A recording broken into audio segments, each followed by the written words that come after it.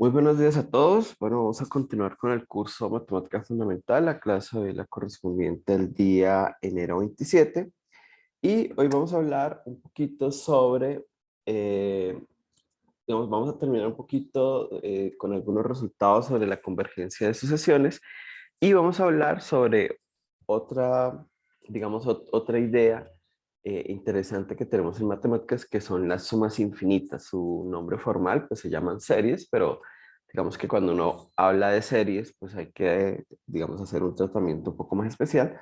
Vamos a hablar hoy más de sumas infinitas, como para empezar a tener un concepto del infinito, y vamos a empezar como a ver esa dualidad que uno puede dar sobre el infinito. En matemáticas se habla del infinito potencial y del infinito... Opa, bueno, digamos que hay dos formas de hablar del infinito, perdón, se me escapa el otro nombre, ahora seguramente lo voy a recordar. Entonces hoy vamos a intentar abarcar esa parte, y si todo sale bien y terminamos, pues con esta parte digamos que concluimos la parte de números reales, ¿sí? Y después de ahí pues trabajaremos un poco con números complejos. Básicamente lo que vamos a hacer es como pasar un poco el trabajo unidimensional sobre la recta a hacer un trabajo dos-dimensional sobre el plano. Bueno, entonces vamos a continuar. Entonces habíamos dicho que una sucesión es convergente cuando existe un número que llamamos L y que va a ser el límite de la sucesión, cuando alrededor de ese número L cualquier intervalo atrapaba casi todos los elementos de la sucesión, salvo quizás una cantidad finita que podían quedar por fuera. Esa cantidad finita hay que entenderla como una cantidad finita de posiciones o digamos, de la asociación. Entonces, bueno, tenemos un teorema muy interesante y que es base, digamos, de gran parte de los resultados que uno tiene en los cursos de cálculo, en especial en lo que tiene que ver con series, que dice lo siguiente: toda sucesión que es monótona y acotada automáticamente tiene que converger. Entonces, recuerden que una sucesión es monótona si ella era no decreciente o no creciente, o en el mejor de los casos, si ella era decreciente o creciente. ¿Sí? Recuerden que hay una sutileza ahí en las definiciones, y es si cada término de la sucesión era menor que el anterior o podía de pronto llegar a ser igual. O sea, como que ya tener unos periodos donde podía permanecer constante, pero luego continuaba, ya sea con su crecimiento o decrecimiento. Entonces, bueno, si las sucesiones son monótonas y acotadas, necesariamente ellas tienen que converger. Entonces, no voy a, obviamente, hacer la demostración del teorema, pero básicamente es el uso del axioma de completez de los números reales. Por eso es el axioma más importante que tenemos cuando hablamos de números reales. Y lo que genera una gran diferencia con los números racionales, porque obviamente este tipo de teorema sobre el conjunto de los números racionales pues no va a ser cierto, ¿sí? Porque depende, claramente, depende fuertemente del axioma de completez. Opa, regálame un segundo.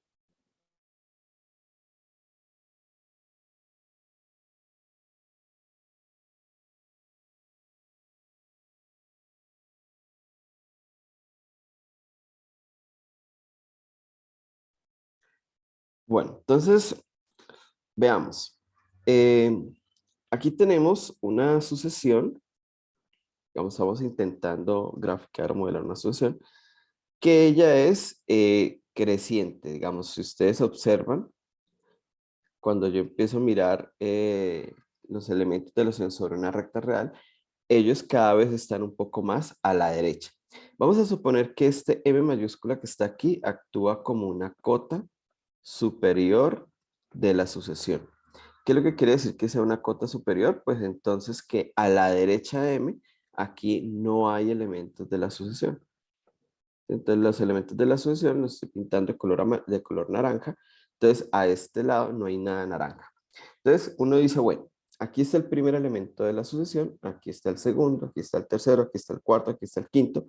Supongamos que ella es creciente o que es no decreciente. Recuerden que no decreciente quiere decir que simplemente hay algunos puntos que se van a repetir, ¿sí? Entonces, por ejemplo, supongamos que aquí mismo está sub 6, y aquí mismo está sub 7, pero ya luego crece. Entonces aquí estaría sub 8, luego crece por aquí en la sub 9 y aquí mismo estaría, por ejemplo, a sub 10, ¿sí? Entonces, no decreciente es que ya puede quedarse unos momentos fija sobre un punto, pero de pronto luego, después, sigue creciendo. Entonces, bueno, si ella es creciente o no decreciente, o sea, nunca va a ir hacia atrás, entonces veamos qué es lo que va a pasar con ella. Entonces, aquí está el primer término, por acá está el segundo, el tercero, el cuarto, el quinto. Ella va a seguir creciendo, pero de aquí no va a pasar. Entonces, necesariamente tiene que haber un punto en donde ella se va a tener que acumular, o sea, cada vez más y más pegado a este número que está acá. Entonces, nosotros ya sabemos un poquito sobre la existencia de ese tipo de mejores cotas superiores, ¿sí? Porque sería como intentar graficar, bueno, vamos a buscar el color naranja por acá. La idea sería intentar ver dónde es que están nuestros elementos. Vamos a hacer esto.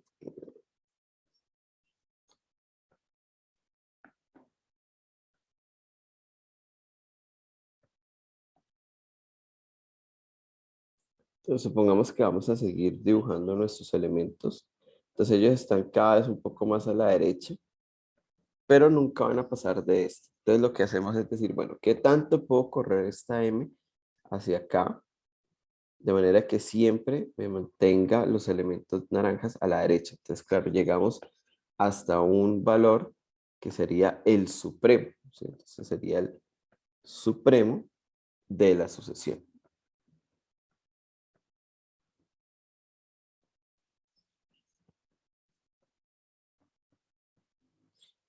Entonces, nuestros puntos naranjas se van a tener que ir acercando a ese supremo tanto como uno quiera. Ahora, ¿por qué sabemos que ese es exactamente el límite? Bueno, pues vamos a acordarnos un poquito de la propiedad fundamental de los elementos supremos. Entonces, lo que realmente caracteriza a los números supremos es que cuando yo me corro un poquito hacia la izquierda del supremo, entonces vamos a hacer esto un poco más delgado, entonces no importa qué cantidad yo me corro hacia la izquierda, bueno, voy a hacer aquí algo.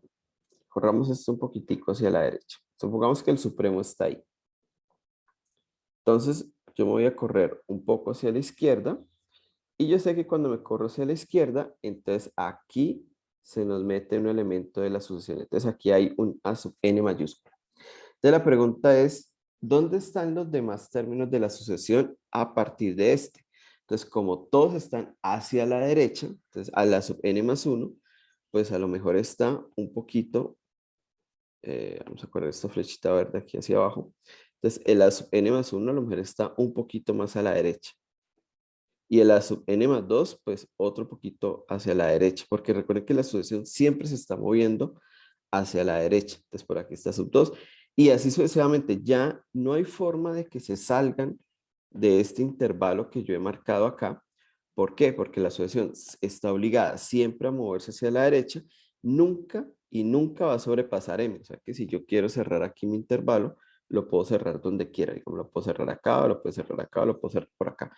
Pero no importa el intervalo que yo haga.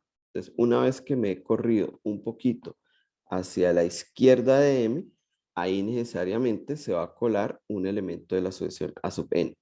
Pero este obliga a que todos los demás estén un poco a la derecha. Entonces, todos los demás están acá.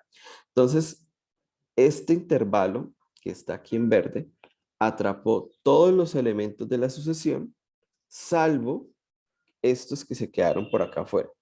Pero estos que se quedan acá están en una cantidad finita. Claro, porque una vez que entró este, supongamos que este era el de la posición 203, pues de la posición 203 en adelante todos quedan aquí atrapados. ¿Cuáles quedaron por fuera? Pues a lo mejor o a lo más las posiciones 1 hasta la posición 202. ¿Cuántos son? Una cantidad finita.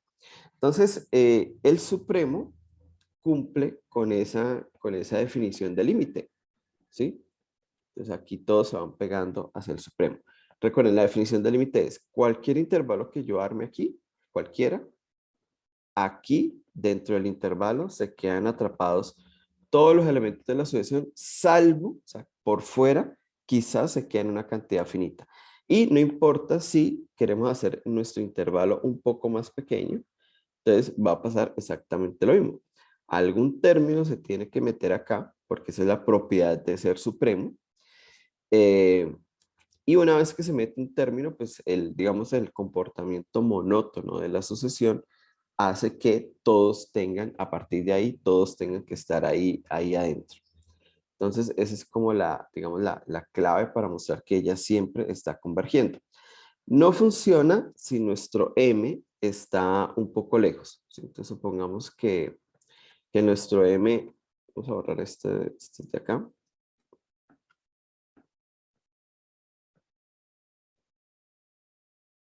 No funciona si nuestro M de pronto estuviera por acá. O sea, que no es el supremo. Entonces, sí, es una cota superior, pero todos los elementos de la sucesión se van frenando hacia el supremo. Entonces, cuando yo me paro acá y hago un intervalo por aquí, aquí adentro no queda nadie de la sucesión. Entonces, ¿cuántos quedaron por fuera? Pues quedaron todos, que son una cantidad infinita. Entonces, digamos que ese truco de poder atrapar todos dentro de cualquier intervalo alrededor del elemento límite, solamente funciona cuando estoy en el supremo de la sucesión. Claro, pues hacia donde más se va a pegar la sucesión. Recuerden que la idea del límite o de la convergencia es que los elementos de la sucesión cada vez están más y más cerca de un cierto número real. En este caso, la monotonicidad hace que eso se vaya hacia el supremo, bueno, si es que ella es creciente o no decreciente. Y en sentido contrario, pues pasa lo mismo, si la sucesión es decreciente, es decir, la sucesión va siempre hacia la izquierda, así sea poquito, pero hay algo que las limita, es decir, por aquí ya no hay nada de sucesión, entonces necesariamente la sucesión va a converger, en este caso, al valor ínfimo. Entonces, aquí vamos a hacer lo mismo, digamos, esta es una cota superior, perdón, una cota inferior, vamos a intentar correrla hacia la izquierda lo más que podamos, ese valor hasta donde se corre sería el ínfimo de la sucesión.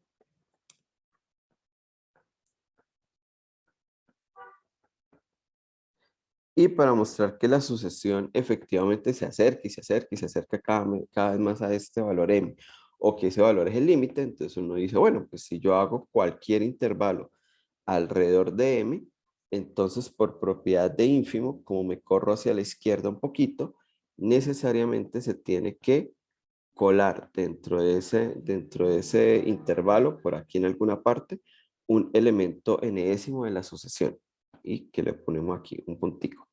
Pero a partir de ahí, todos los demás elementos están un poco hacia la izquierda, porque recuerden que la sucesión es no creciente, entonces cada vez toma valores más y más y más pequeños. Entonces aquí automáticamente quedaron todos los elementos de la sucesión y por fuera de la sucesión, a lo mejor, o a lo más, perdón, fuera de la sucesión, fuera están a lo más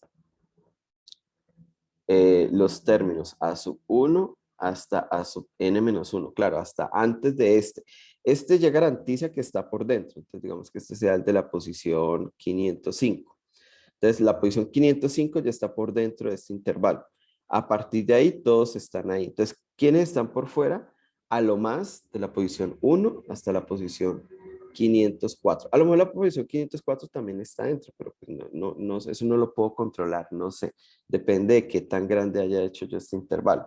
Pero a lo más están los primeros n-1 y lo importante es que por fuera está, digamos, fuera hay una cantidad finita, que es, digamos, como la clave de la definición.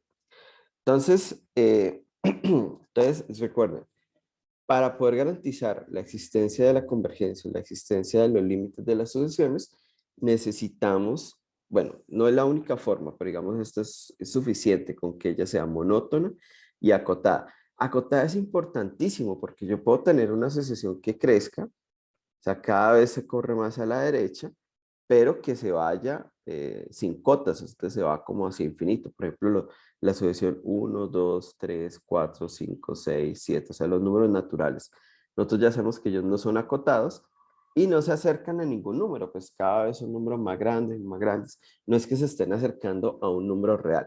Claro, uno podría decir, no, es que convergen a infinito, pero recuerden que infinito no es un número, ¿sí? Entonces, eh, efectivamente, uno puede decir que ellas tienden a infinito, como que, y de hecho uno puede escribir algo así como límite, cuando n tiende a infinito, de n es igual a infinito, pero eso no quiere decir que estén acercando al número infinito, sino que simplemente crecen y nadie las controla. Pero si hay controles, o sea, si hay cotas superiores, entonces, como sabe que no pueden pasar de acá, pues tienen que acercarse al valor supremo. Bueno, eh, hay algunas propiedades interesantes de la convergencia que ayudan a resolver, digamos, bastantes tipos de sucesiones, o por lo menos a veces a tomar una sucesión y descomponerla en elementos mucho más sencillos. Entonces, ¿qué propiedades tienen los límites de las sucesiones? Bueno, si hay dos sucesiones y digamos que una cada vez está más cerca del número A, o sea, converge el número A, y la otra está cada vez más cerca del número B, entonces, pues cuando yo sumo las sucesiones, esta nueva sucesión pues se va acercando cada vez más al número A más B. O sea, la suma, el límite de la suma de dos sucesiones que convergen es la suma de los límites. Entonces eso es interesante. Si yo cada elemento de una sucesión los multiplico a todos por un número, entonces por ejemplo lo vamos a multiplicar todos por 2, entonces digamos esa nueva sucesión va a converger al límite de la original también multiplicada por ese número, entonces digamos multiplicada por 2. Entonces usted tiene una sucesión que converge, qué sé yo, al número pi y multiplican todos los elementos de la sucesión por 2, entonces esa nueva sucesión pues va a converger al número 2pi. ¿Sí? O sea, simplemente multiplico todos por c, entonces el límite también hace que todos se multipliquen por c. C es un número constante, cualquiera. Estas dos primeras es lo que se conocen como propiedades de linealidad. O sea, la suma de los límites, perdón, el límite de la suma de los límites y el límite multiplicado por una constante, la constante por el límite. Fíjense que es casi, en este caso, como si yo pudiera tomar esta C y sacarla aquí afuera. Perdón. Y es justamente exactamente eso lo que pasa. Y aquí es como si yo dijera, bueno, si yo tengo límite de una suma, entonces yo puedo tomar este límite y ponérselo acá, perdón, a cada uno de los sumandos.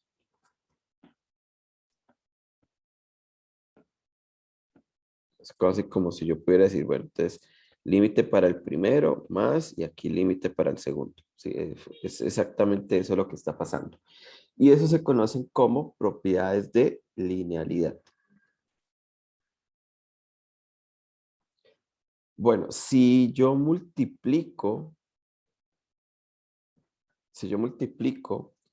las dos sucesiones también, eso converge al producto de los límites. ¿Sí? Entonces funciona igual que la suma, pero con la multiplicación de sucesiones. También puedo hacer un cociente de las sucesiones, solo que, pues primero, la sucesión que voy a poner aquí a dividir nunca puede tomar el valor de cero, porque entonces tendría divisiones que no estarían definidas. Y tampoco puede converger a cero, porque entonces aquí la idea sería que el límite es el cociente de los límites. Y aquí también recuerden que no podemos dividir por cero. Entonces, con la restricción de que la sucesión que voy a poner aquí en el denominador nunca sea cero y su límite tampoco sea cero, pues entonces podemos hacer el límite de un cociente de sucesiones como el cociente de los límites. Si todos los términos de la sucesión son positivos, entonces el límite de la raíz, digamos, tomando raíz en cada elemento de la sucesión, es la raíz del límite. Y si tengo una sucesión que siempre está como por debajo de otra, o sea, como que yo empiezo a comparar término a término y siempre una sucesión es menor o igual que la otra, entonces los límites también heredan esa propiedad. Ahora, aquí hay algo interesante y se los dejo un poco de tarea como para pensarlo. Si, digamos, una sucesión es estrictamente más pequeña que otra sucesión, entonces, cuando yo pienso en los límites, entonces Uno le gustaría que el límite del uno sea menor estricto que el del otro, pero eso no va a ser cierto. Aquí se nos mete una posible igualdad. Y esto es interesante porque es justamente, eh, ahí es cuando uno empieza a ver que el límite hay que tratarlo como con mucho respeto, porque yo tengo una sucesión que siempre es más pequeña que otra, pero cuando miro hacia dónde se están acercando ellas en el límite, puede ser que ambas vayan hacia el mismo lugar. Entonces no se genera aquí una desigualdad estricta. Eh, Les dejo entonces de tarea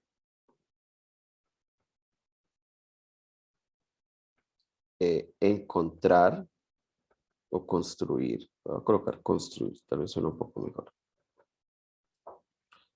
Dos sucesiones, digamos a sub n y b sub n, tal que. Entonces, ¿qué quisiera uno? Por ejemplo, que una de ellas, voy a anotar primero, que cuando yo comparo término a término, cada término sub n es menor estricto que el otro. O sea, hay una sucesión que es realmente más pequeña que la otra, pero cuando miro hacia dónde convergen, entonces convergen exactamente al mismo número. O sea, los límites terminan violando esta propiedad o esta comparación que tenían las originales. O sea, existe la posibilidad de que esto sea igual. Entonces ahí les dejo la tarea de pensar qué ejemplo podría funcionarnos. Y eso sería un contraejemplo para decir que esto siempre es menor estricto. Entonces, bueno. Aquí tenemos algunos ejemplos. Creo que en el taller anterior se dieron cuenta, por ejemplo, utilizando la página de Wolfram Alpha o con algunas otras, por ejemplo, que este límite, el límite cuando n tiende a infinito de 1 sobre n es 0. A mí este límite me gusta mucho porque es un límite básico que uno, digamos, lo usa muchísimo, muchísimo en otras situaciones. Y me gusta porque siempre es el mismo ejemplo. Es decir, si yo tengo un amigo perdón, si tengo un dulce y lo voy a repartir entre un amigo, pues entonces al amigo le toca el dulce completo. Pero si el mismo dulce ahora lo reparto entre dos amigos, a cada uno le toca de a medio dulce. Si ese mismo dulce lo reparto entre tres amigos, pues les toca más poquito. Ahora les toca de a 0,33 partes del dulce o tercera parte del dulce. Si ese mismo dulce lo reparto entre cuatro amigos, pues eso da 0,25. Entonces, entre más amigos tenga, la cantidad de dulces cada vez más y más pequeña. Si hago que n sea cada vez más y más grande, esos números son cada vez más pequeños, pero siempre positivos, siempre se van acercando al número cero. O sea, esta sucesión cada vez está más y más cerca de cero. Es decir, entre más amigos sean, pues a cada uno les va a tocar casi nada, ¿sí? Entonces ese casi es estar muy cerca de cero y nada, pues es la representación del cero. Bueno, entonces uno dice, ¿y cómo hago, por ejemplo, el límite cuando n tiende a infinito de 1 sobre n cuadrado? Entonces uno dice, bueno, pues 1 sobre n cuadrado es lo mismo que 1 sobre n con 1 sobre n. Y lo que dice la propiedad es que el límite de este producto es el producto de los límites. Es decir, como que el límite llega acá y se reparte y ese límite es 0. Y viene y se reparte acá y este otro límite también es 0. Y 0 por 0 pues da 0. Ah, entonces esto converge a 0. También podemos hacer aquí uno muy similar. Por ejemplo, ¿cuál es el límite cuando n tiende a infinito de n menos 1 sobre n? Entonces uno dice, bueno, pues n menos 1 sobre n, yo puedo, digamos, repartir los denominadores y es lo mismo que n sobre n menos 1 sobre n. Y n sobre n da 1, o sea que eso es lo mismo que el límite de 1 menos, y aquí queda 1 sobre n. Entonces, esta que está aquí es la representación de la serie 1, 1, 1, 1, 1, 1, 1, 1, que es constante. Y esa sucesión, ¿a dónde se acerca? Pues al número 1. O sea, esto converge, esta sucesión converge a 1. Y esta que está aquí, ya sabemos, converge a 0. Entonces, ¿cuál es el límite de esto que está acá? Pues simplemente el límite será 1 menos 0 y 1 menos 0 da 1. Entonces, fíjense cómo con este límite, que es, digamos, entre comillas, un límite sencillo que, digamos, fácilmente se puede intuir a dónde converge, podemos tener la conclusión totalmente, digamos, formal de sucesiones un poquito más complejas. Por ejemplo, esta, n-1 sobre n-1 sobre n. Eso converge a 1. Ya sabemos que esta es una sucesión convergente y se va acercando cada vez más a 1. Entonces, esta sería la sucesión que es 0, 1/2, 2/3, 3/4, 4/5. Bueno, esto cada vez está más cerca y más cerca del número 1. O sea, esto se va acercando al número 1, porque eso es lo que terminamos concluyendo aquí arriba. Tiene sentido porque n-1 y n, cuando n es muy grande, son casi iguales. O sea, n-1 y n no son iguales, pero cuando el número n es muy grande, esa diferencia es imperceptible. Claro, cuando yo digo 2 y 3, sí son diferentes y están, pues, digamos, la diferencia es una unidad. Cuando digo 4 y 5, sí son diferentes y están igualmente distanciados, una unidad. Pero si ustedes piensan en este cociente para números muy grandes, son casi iguales. Ahora uno puede decir, pero ¿cómo así que son casi iguales? O igual están separados con una distancia de 1. Pero entonces, imagínense en esta situación. Supongo que ustedes van a un banco. Y entonces en el banco ustedes dicen, bueno, sí, bueno, señor del banco, lo que pasa es que yo quisiera, no sé, por ejemplo, comprar un carro. Y entonces para comprar el carro necesito un préstamo de, no sé, digamos 50 millones de pesos. Entonces el del banco le dice, ah, bueno, sí, señor, claro que sí. Entonces vamos a intentar hacer un estudio para ver si le podemos prestar 50 millones de pesos. Y de pronto viene el señor del banco y le dice, bueno, le tengo buenas noticias y no tan buenas noticias. El banco no le puede prestar 50 millones de pesos, pero le puede prestar 49.999.999.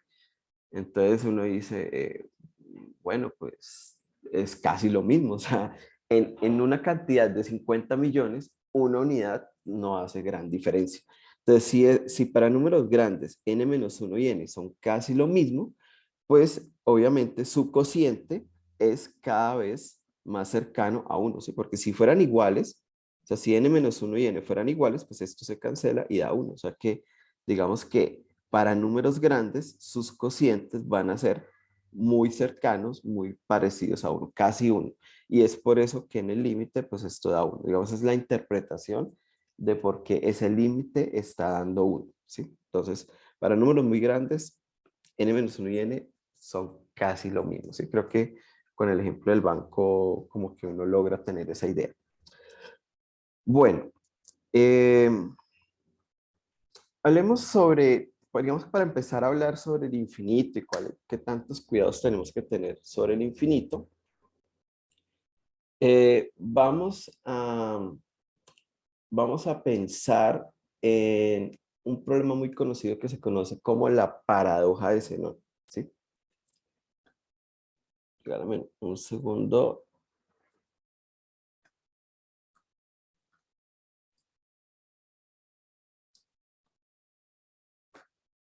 Bueno, entonces, ¿qué es lo que dice, qué es lo que dice la paradoja de Zenón? Entonces, Zenón era un filósofo griego, perdón.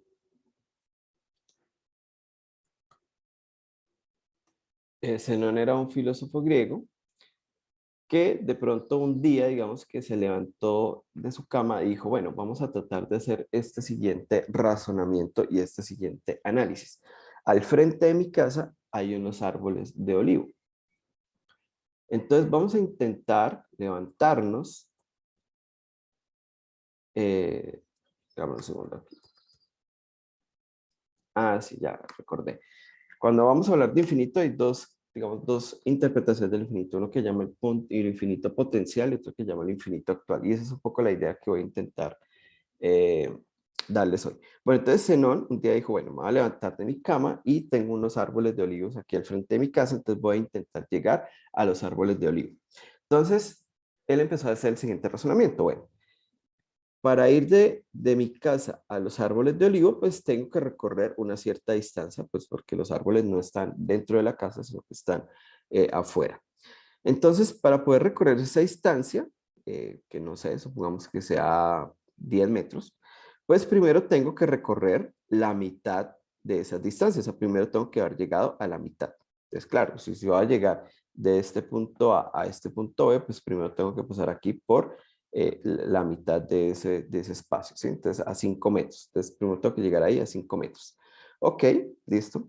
Pero para llegar de allí a los olivos, pues tengo que también pasar por la mitad de lo que me falta. O sea, tengo que llegar a estar a una distancia de 2,5 metros.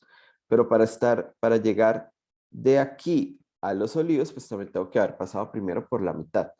Y para pasar de aquí a acá, tengo que pasar por la mitad, y de ahí a lo que me falta la mitad, y de ahí a lo que me falta la mitad, y de ahí a lo que me falta cada vez la mitad, la mitad, la mitad, la mitad, la mitad, la mitad, y entonces nunca voy a llegar porque el proceso es infinito, siempre me va a faltar algo y siempre me va a faltar primero llegar a la mitad, y siempre me va a faltar y primero llegar a la mitad. Y ese cada vez tener que primero llegar a algo que está antes de los olivos, pues le va a ser imposible llegar a los olivos. Entonces se nos dijo, bueno, entonces no voy a poder nunca llegar a los olivos porque tengo que hacer un proceso infinito antes de llegar a los olivos, y la vida pues no va a alcanzar, me voy a morir de viejo ahí siempre haciendo ese proceso infinito. ¿Y por qué se llama paradoja? Bueno, pues paradoja es porque pues Zenón simplemente se levantó, caminó y llegó a los olivos.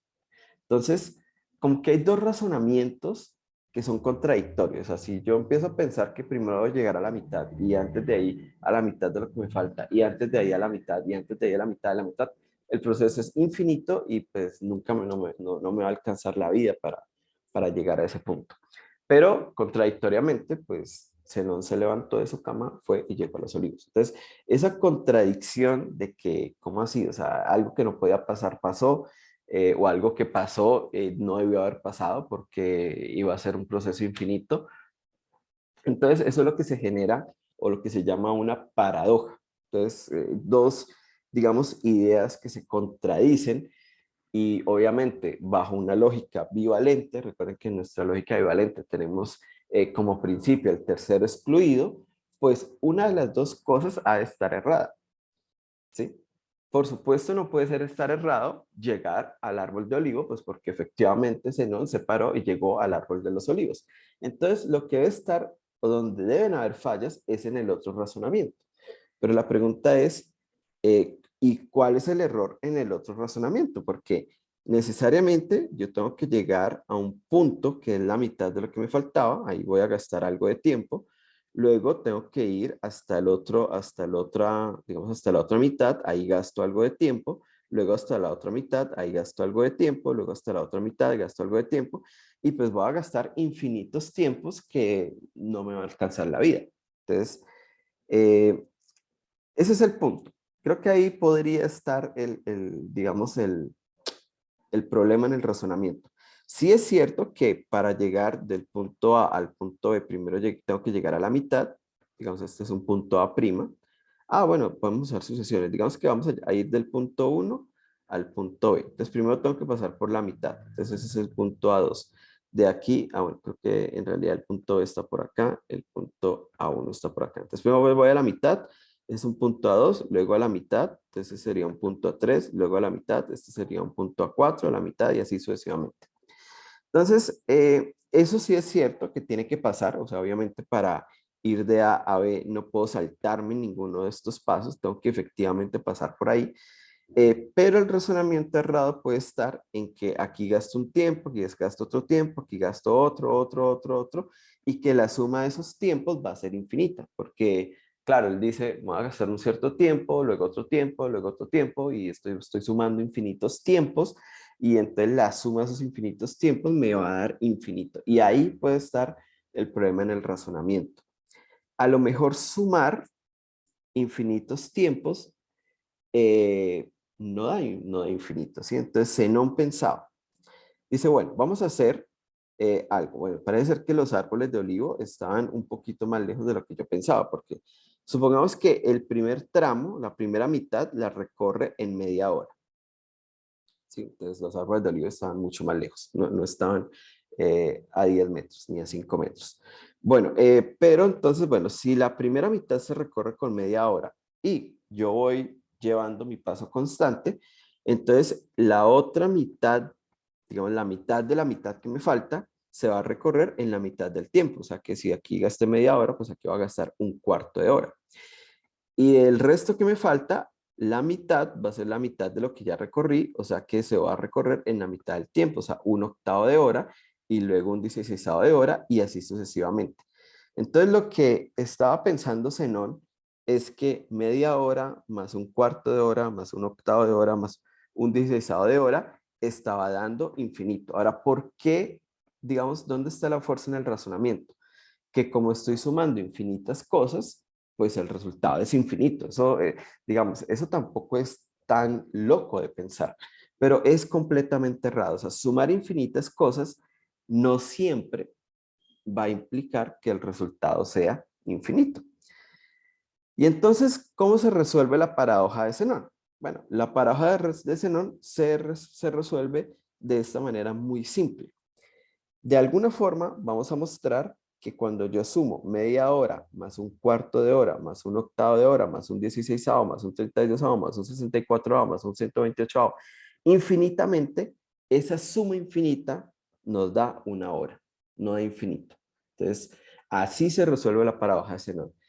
Mostrando, necesitamos de alguna forma mostrar que la suma infinita de tiempos de esta forma no da infinito, sino que da una hora. Entonces, claro, ¿qué pasó? Pues que Zenón se paró de su cama y empezó a caminar. Una hora después llegó a los olivos y no pasó nada. Sí, pues llegó. Y no está en contradicción con este razonamiento, porque en este razonamiento le dice, bueno, la primera mitad usted la recorre en media hora, la mitad de lo que le falta en un cuarto de hora, la mitad de lo que le falta en un octavo y así sucesivamente. Y esa suma de tiempos coincide con lo que usted se paró y se demoró, que es una hora. Entonces viene la pregunta, ¿cómo verificamos que efectivamente la suma infinita no da infinito, sino que en este caso da una hora? Entonces, bueno, antes de continuar, creo que tengo una mano levantada, entonces adelante, Oscar. No, profe, ya solucioné mi pregunta, muchas gracias. Ok, perfecto. Entonces, claro, ya no hay ningún razonamiento paradójico. Por un lado, se nos separó, fue a los olivos y se demoró una hora. Por otro lado, si yo voy sumando los tiempos que va demorando cada recorriendo la mitad de lo que le falta, claro, es un proceso infinito, pero a pesar de ser un proceso infinito, la suma de tiempos da la misma hora que él se demoró efectivamente yendo. Entonces, aquí viene esta idea de cómo hacemos para ver que la suma, a pesar de ser infinita, nos da una cantidad finita. Entonces, bueno, aquí viene un primer razonamiento y es, cuando yo tengo una suma infinita de números positivos, entonces aquí solamente nos vamos a limitar a sumas positivas, porque cuando uno permiten las sumas poner números positivos y negativos, pueden pasar cosas muy extrañas, ¿sí? De hecho, hubo un taller hace un tiempo en donde mostrábamos que si yo tengo uno más menos uno más uno más menos uno más uno más menos uno, eso podía dar 0, pero también creo que podía dar 1. Entonces, cuando uno tiene esas sumas con positivos y negativos, pueden pasar cosas muy extrañas, ¿sí? Entonces, como que 0 y 1 son iguales, y obviamente pues eso es falso. Entonces, por ahora vamos a pensar solamente que estamos sumando números positivos. Entonces, cuando yo tengo una suma infinita, o sea, infinitos números que estoy sumando, eh, y todos esos números son positivos, pues el resultado puede ser finito, que es lo que esperamos poder mostrar acá, o infinito. Claro, el razonamiento de Zenón estaba en que no es que esto pueda, sino que esto sea necesariamente infinito. Entonces, este era el razonamiento de Zenón. Una suma infinita de números positivos es infinita. Bueno, eso es falso. Puede que sea infinita, sí, como puede que no sea infinita, que sea finita. Entonces, un ejemplo. Supongamos que nosotros somos eternos, ¿sí? Que nosotros no morimos. Entonces, como uno dice, bueno, no muero, entonces, bueno, yo voy a vivir siempre. Entonces, vamos a hacer un ahorro para ser millonarios. Entonces, ¿cómo vamos a hacer nuestro ahorro para ser millonarios? Pues vamos a ahorrar hoy 1 peso y mañana ahorramos otro peso, entonces tengo 2 pesos. Y pasado mañana voy a ahorrar otro peso, entonces el total del ahorro serían 3 pesos. Y el siguiente día voy a ahorrar también 1 peso. Entonces, pues, llevo en total un ahorro de 4 pesos. Como yo no muero, entonces yo no tengo ninguna preocupación con el tiempo. Entonces, después de 10 millones de días, pues voy a tener un ahorro de 10 millones de pesos. Pero si yo necesito, qué sé yo, 1.000 millones de pesos, pues simplemente voy ahorrando 1 peso, 1 peso, 1 peso hasta el día 1.000 millones y ahí tengo un ahorro de 1.000 millones de pesos. Entonces, yo puedo ahorrar la cantidad de dinero que quiera sin ninguna limitación porque pues no voy a morir, entonces voy ahorrando 1 peso cada día. Entonces, esa suma, que sería la suma de uno más uno más uno más uno más uno infinitamente, pues claramente no es acotada. O sea, esa suma crece, crece, crece sin ninguna limitación. Entonces, esa suma vamos a decir que es infinita. ¿Sí? Entonces, es infinita porque la suma va creciendo sin nada que la detenga. Pero, digamos, vamos a ver ahorita por qué pasa esto, pero digamos, como en este ejemplo, yo puedo ir sumando. Claro, sí es clave que cada vez que yo vaya sumando cantidades más pequeñas, porque si voy sumando cantidades más grandes, pues obviamente ahí es donde la suma pues puede crecer sin ninguna limitación.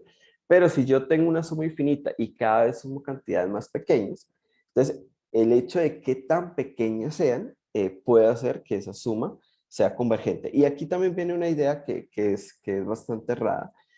Ahora intento mostrarlo a través de una, digamos, a través de cómputos analíticos, perdón, de cómputos analíticos, cómputos numéricos, que yo puedo hacer sumas de números pequeños cada vez, pero pues que esas sumas en realidad sean tan grandes como yo quiera.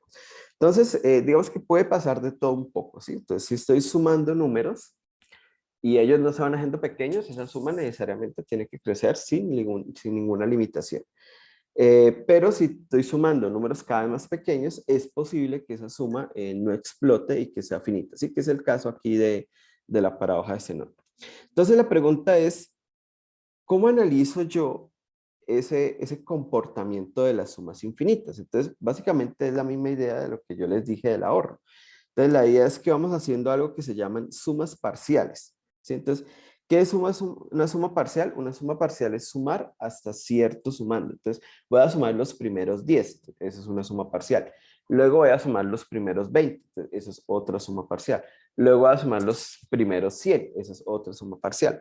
¿Sí? Que es como la idea del ahorro. Entonces, yo tengo hoy 1 peso que he ahorrado. El siguiente día ahorro otro peso. Entonces, tengo en total 1 más 1, 2. El siguiente día ahorro otro peso, entonces tengo en total 1 más 1 más 1, o sea, 3 pesos ahorrados, y así sucesivamente. Entonces yo voy haciendo sumas parciales, es decir, aquí tendría que sumar un medio, entonces va a dar media hora, luego sumo hasta acá, eso me da 3 cuartos de hora, luego sumo hasta acá, eso me da, creo que si no estoy mal, deben ser algo así como 7 octavos, no sé. Son 4, 6, sí, 7 octavos de hora, bueno, y así sucesivamente, entonces voy sumando. Entonces, si yo voy haciendo sumas, primero un término, luego dos, luego tres sumando, luego cuatro, luego cinco, luego seis, entonces lo que voy generando es una sucesión, ¿sí? Porque esto ya no tengo sumas, tengo números. ¿Sí? Tengo el número 1, la primera suma, es un número, la suma de los dos primeros, otro número, la suma de los tres primeros, otro número. Entonces, esa sucesión, si yo puedo analizar si converge o no. ¿Ya? Entonces, claro, y como estoy sumando números positivos, siempre tengo más. O sea, si yo voy ahorrando, no importa que cada día ahorre más poquito, pues el total del ahorro aumenta porque sumo cantidades positivas. Entonces, estas sumas parciales forman una sucesión creciente. ¿Sí? O sea, cada vez yo voy como ahorrando más, cada día ahorro más y más. No importa si es más poquito que lo que ahorré el día anterior, pero como estoy sumando, pues ese ahorro aumenta. Entonces, esas sumas parciales forman una sucesión que va creciendo. Entonces ya sabemos que hay dos opciones, o eso crece sin ninguna limitación, o hay acotaciones, hay cotas superiores para esas sumas parciales. Entonces, si la sucesión es acotada, entonces por el teorema con el que empezamos hoy la clase, pues la sucesión de sumas parciales converge. Entonces ahí es donde la suma infinita, o sea, infinita en infinitos sumandos, pues su resultado total es finito. Y si es no acotada, pues nada que hacer, ¿no? Pues la suma será infinita, ¿sí? O sea, como en el primer caso, ahorro un peso, luego un peso, luego un peso, luego un peso, un peso, un peso.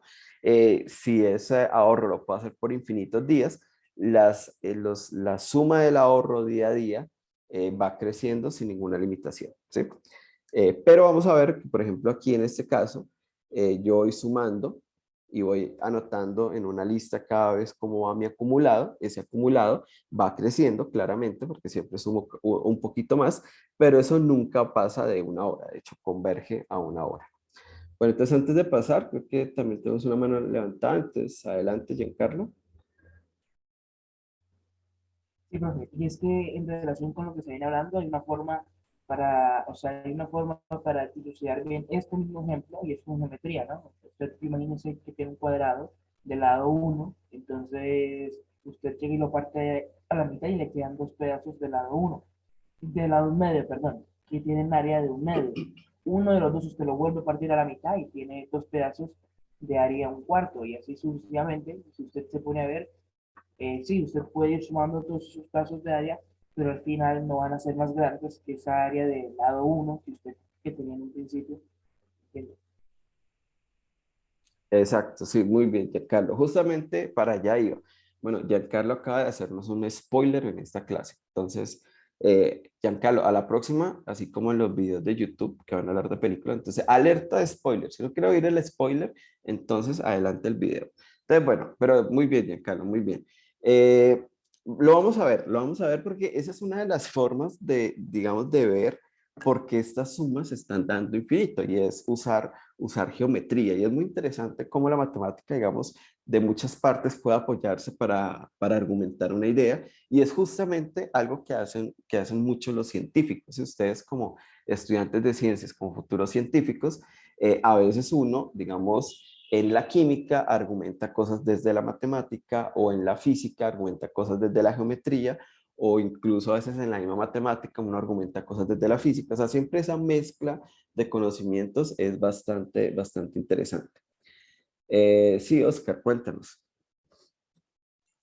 Profe, por ejemplo, yo estaba curioseando con la calculadora y prácticamente ya en el valor de 1/128 ya es casi uno. Perdón, ya es uno. Entonces, de hecho, tengo una consulta porque hablábamos de que la suma era infinita, pero me imagino que si yo coloco los 10 valores consiguientes ya, de hecho, el valor excede un poquito los valores de uno.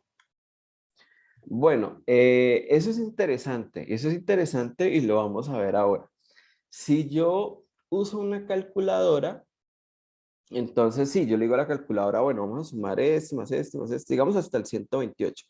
Y la calculadora pone por resultado uno. Entonces uno dice, ah, bueno, yo sumo esto, me da uno. Como luego le sigo sumando más cosas, pues me va a dar más grande que uno. Pero entonces aquí tenemos un pequeñito problema. Y es que las calculadoras, como tienen una capacidad de memoria limitada, entonces los números, digamos, para las calculadoras los números en su representación decimal no pueden tener más de ciertas cifras después de la coma. Entonces, digamos que, supongamos que la calculadora es muy viejita y solamente tiene después de un número después de la coma, perdón, solamente ella tiene capacidad para guardar 10 dígitos.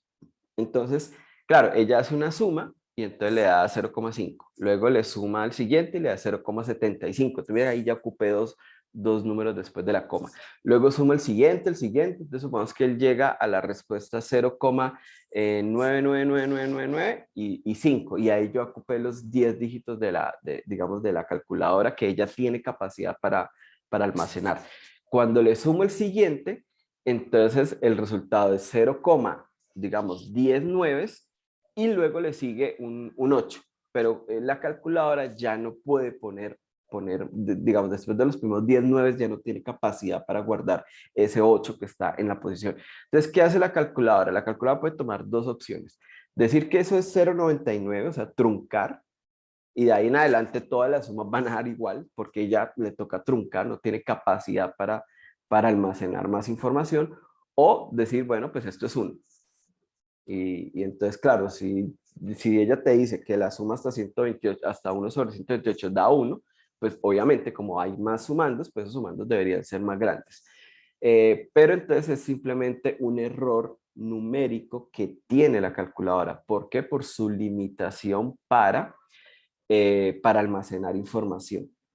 Entonces, ¿qué hace uno ahí? Pues tomar una calculadora con mejor capacidad, pero no existe en el universo digamos, una máquina que logre almacenar infinita información. Entonces, ningún aparato electrónico va a ir haciendo sumas, sumas, sumas y va a mostrar que cada vez las sumas parciales siempre son menores que uno, pero cada vez más cerca que uno. ¿Por qué? Porque va a llegar un momento en que llegamos a la capacidad máxima de almacenamiento del aparato y la suma, no, la suma es infinita, o sea, infinita es que nunca acaba, o sea, ahí la matemática es implacable con el aparato electrónico. Entonces, el aparato electrónico que dice, bueno, tengo 0,9999, digamos, 10 millones de nueves después de la coma, y hay otros números ahí que le siguen, pero ya yo no tengo, o sea, digamos, para la calculadora no existen los otros números, entonces ella llega y aproxima a uno. Entonces, eso es algo bien interesante, es decir, no podemos confiarnos siempre de los resultados numéricos, sin importar el aparato que sea. Y no solamente es un problema de, digamos, de software, porque también, digamos, la forma en cómo los aparatos electrónicos hacen las operaciones, sino también con la capacidad de memoria, de almacenamiento e incluso de tiempo del aparato, ¿sí? Entonces, digamos que la matemática sobrepasa todo eso, ¿sí? Porque efectivamente esta suma, digamos, esta suma son de la forma así, 1/2 a la 1, 1/2 a la 2, 1/2 a la 3 y así sucesivamente. Si yo hago 1/2 a la 1 más 1/2 a la 2 más hasta 1/2 a la 1.000.000, entonces esa suma, si la logro hacer con total exactitud, eso es más pequeño que 1. Queda 0,99 y no sé si 50.000 trillones de nueves, pues luego después vendrá un 5, un 7, un 8, no sé. Pero no es exactamente 1. Pero, por ejemplo, esta cantidad, 2 a la 1.000.000, eh, es un número tan grande que no sé si haya un computador que pueda calcularlo con exactitud, ¿sí? De hecho, 2 a la 64 ya es un número muy, muy, muy grande. Entonces, 2 a la 1.000.000 es una cosa impresionantemente grande. Y aquí puedo poner incluso más y más y más ceros. Entonces, la matemática lo que nos va a decir es que no importa hasta dónde usted sume, si usted suma una cantidad finita, no le da 1. Muy cercano de 1, sí, pero exactamente 1 no. Pero una máquina, en algún momento se va a vencer la máquina y la máquina va a decir, no, es 1. Pero fíjense que yo aquí puedo poner cualquier cantidad de ceros y bueno. De hecho, eso es una cosa también interesante a analizar. Hay números muy grandes que yo puedo escribir obviamente de manera simbólica, como este 2 a la, ni me atrevo a leer este número, pero que si lo vamos a escribir en representación decimal, pues seguro no nos va a alcanzar ni toda la vida ni todo el papel que existe en la Tierra para escribirlo, porque el número tiene una cantidad de dígitos exorbitante. Entonces, ahí es donde digo yo que, digamos, con los números grandes y con el concepto infinito, pues hay que tener como mucho respeto. ¿Sí respondí un poco a la pregunta, Oscar? Sí, profe, de hecho estaba cacharreando con Wolfram y Wolfram sí cada vez aumenta el número de nueves, pero no tiene la osadía de pasar a uno. Sí, Por ejemplo, yo lo hice con hasta 16.384 y sigue sin darme uno. Me sigue dando 0.9999. Muchos decimales, pero no me llega a uno. eso, Wolfram Alpha, que digamos, Wolfram, que es la empresa que desarrolló el software matemática, pues sí tiene unos algoritmos muy robustos y muy eficaces para hacer este tipo de operaciones. Obviamente, cuando ustedes ponen la operación ahí en la página web, no es su computador el que hace las operaciones, sino que eso lo hace un servidor de la empresa y seguramente usen los megacomputadores. Y ellos a lo mejor en la página web, pues digamos, cuando te muestran el resultado, pueden tener mejores mejores exactitudes que la calculadora pues, de bolsillo que tenemos todos en nuestras casas. Pero sí, es interesante que o sea, incluso con todo lo que tenga Wolfram, podemos incluso encontrar una suma en donde Wolfram se va a estallar y decir, bueno, no, esto es uno y ya, porque es que no hay capacidad infinita, ¿sí? De nada, o sea, es posible que haya un computador o una serie de computadores que logren almacenar infinita información, ¿sí? Entonces, porque vivimos en un mundo finito. Eso es una cosa bien interesante para los que van a estudiar física, química, matemáticas, biología también. Y es, bueno, en este mundo de las ideas donde vive la matemática, digamos, ese infinito es, digamos, es perceptible, es representable. Pero en el mundo en que nosotros vivimos en un mundo racional, o sea, matemáticamente hablando, ¿sí? O sea, los irracionales, esa cosa no existe, o sea, eso existe en el mundo de las ideas, ¿sí? Y hay que ser hábiles como para, digamos, viajar entre esos dos mundos, ¿sí? Porque uno le dicen, bueno, supongamos que ustedes dicen, bueno, voy a pintar aquí un círculo en esta pared porque voy a decorar el cuarto de mi casa. Entonces vamos a hacer un círculo de radio 1 metro y entonces esa área sería pi por radio al cuadrado. O sea, que el área es pi metros cuadrados. Entonces vamos a comprar pi metros cuadrados de pintura y es imposible que usted vaya a un almacén y le vendan pi metros cuadrados de pintura. Porque no existe esa exactitud, ¿sí? Nosotros vivimos en un mundo bastante racional. Entonces, hay que aprender a jugar un poco con esa dualidad, ¿sí? De lo que dice la teoría, lo que dice la matemática, qué respaldo da, pero pues ya en efectos prácticos, por ejemplo, cuando uno va a tomar medidas, las medidas están súper limitadas a la precisión del aparato con el que estemos midiendo, ¿sí? Entonces, si ustedes van a medir una longitud de pi con la regla de la casa, o sea, pi centímetros, por ejemplo, pues eso, más el grosor del lápiz, más un montón de cosas, afectan la exactitud, ¿sí? Entonces uno puede decir, no, pero entonces no voy a usar una regla, voy a usar un aparato más especializado. Bueno, eh, digamos, por más que usen el aparato más especializado que exista en el universo, pues siempre va a haber un margen de error, ¿sí? Porque pi es un número irracional. De hecho, ya lo he mencionado, la humanidad solamente conoce una cierta cantidad de dígitos del número pi después de la coma. Más allá de ese no se sabe. O sea, se sabe que son infinitos, pero ni se sabe cuáles son, ni si aparece más veces el 2 o el 3. Bueno, no se sabe como nada, ¿sí? Porque justamente el vivir en este mundo tan finito, tan racional, pues genera ese tipo de limitaciones. Ahí les dejo la inquietud. Busquen en Google cuántas décimas después de la coma del número pi se conocen, digamos, hoy en día, ¿sí? Estamos a 2022, inicios del 2022. Y seguramente si esa información la corroboran ustedes en 15 años, pues ya hay mejores computadores, mejores software, mejores algoritmos para calcular eso y seguramente ya se han calculado una mayor cantidad, pero siempre va a ser algo finito. Eh, Bueno, por acá Oscar dice que que creemos nuestra calculadora de matemáticas fundamentales. Eh, yo creo que eso sí puede, digamos, como les digo, digamos, podemos usar cosas como Wolfram Alpha, pero digamos que siempre hay que estar contrastando eso con, digamos, con la teoría, ¿sí? Que es lo que digo yo, que vive en el mundo de las ideas. Y en el mundo de las ideas uno puede hacer muchas cosas, de hecho, más eficaces que luego hacerlas numéricamente. Entonces, siempre hay que hacer un va y ven, digamos, de los mundos y de las herramientas. Bueno, Oscar, ¿algo más? Creo que tiene la mano levantada. Si quieres Sí, hacer algún profe, comentario extra. ya como para finalizar eso de la calculadora, una pregunta. Profe, bueno, me imagino que las calculadoras, bueno, me imagino no, las calculadoras funcionan con axiomas y con teoremas.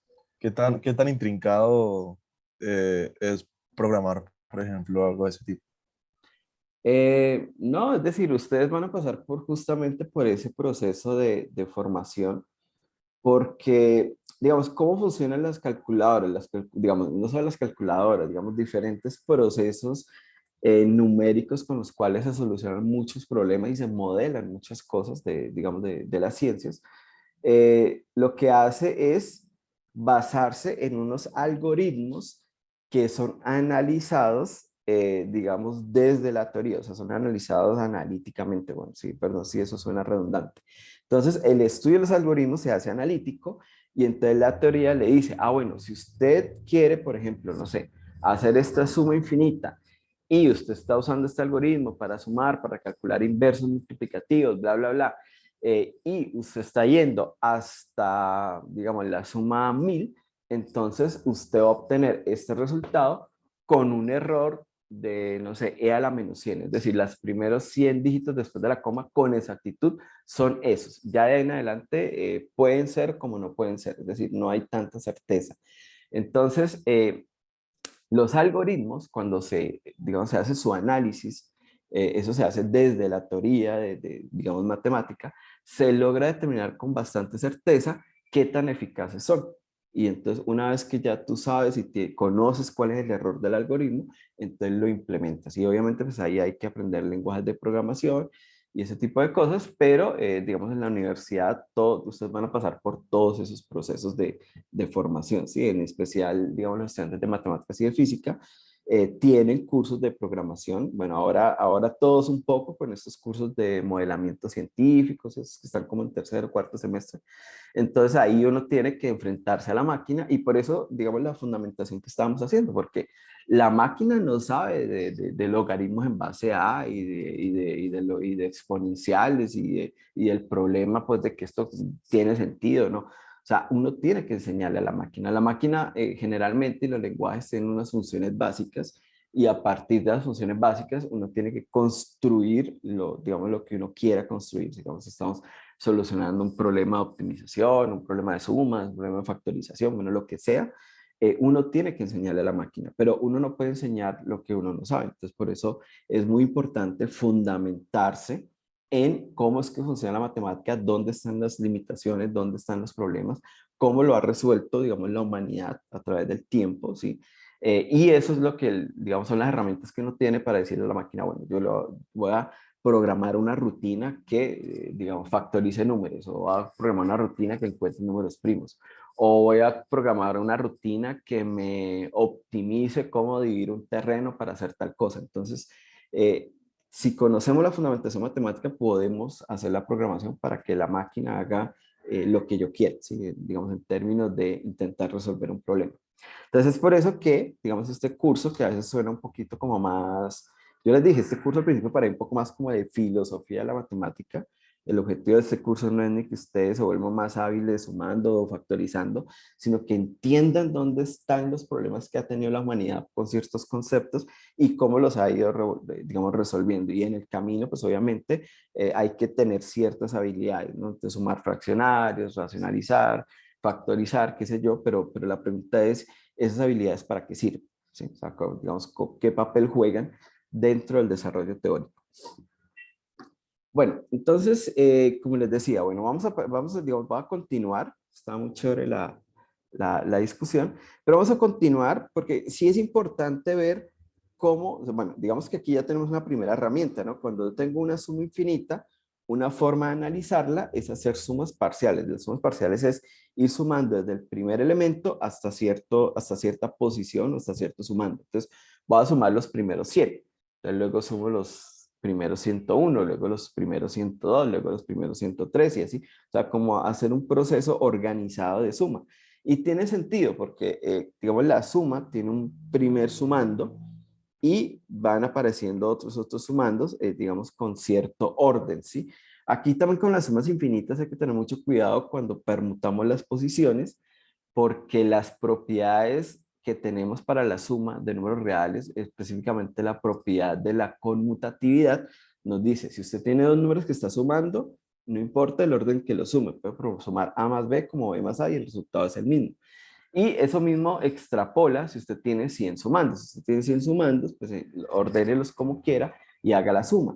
Pero cuando son infinitos, ahí, digamos, el axioma o, bueno, el axioma no, las propiedades que mostramos quedan limitadas porque no dice nada para sumas infinitas.